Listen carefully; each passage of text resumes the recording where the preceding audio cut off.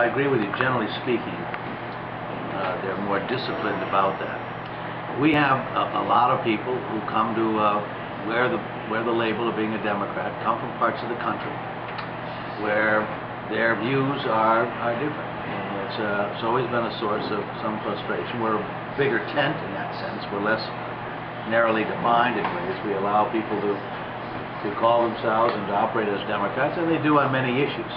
Ones that such as we're talking about here with healthcare now, there's a resistance to it. They're not bad people.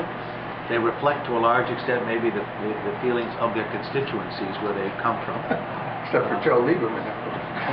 Well, as I say, they're different. I'm not suggesting, people have different views on these things, but that's you asking. I'm trying to answer your question. Here's the basic question. Has the Democratic caucus, you guys meet every Tuesday, Yep. have you, at least as a caucus, and every member of that caucus agreed, that procedurally, nobody in that caucus will stop the health care bill? That's basically the biggest question in the law. It was a good applause line the other day when it was raised, and saying we expect everybody procedural.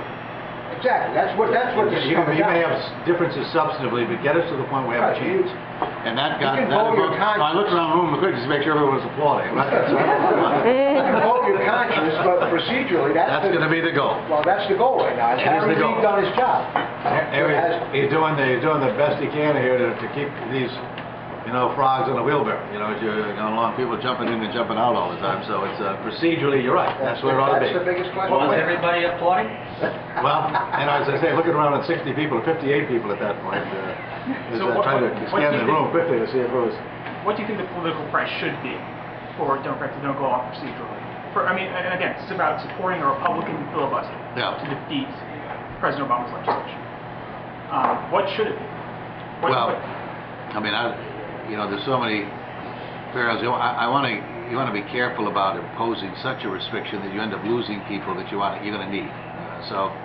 Look, I would hope that people understand that this is a unique moment, that this is an opportunity to do something that has defied every administration, every Congress for almost a century, and we have a chance to make this is shameful. It is absolutely shameful. Now, I just went through this cancer surgery, and I was telling a group this morning, you think you're in tough shape until you meet someone next to you. And tell them about a guy who was down the hall from the recovery area. And he went through and had every lymph node taken out from his neck down all the way down. 42 years of age. He and his wife have a 7-year-old son who's off the spectrum of autism.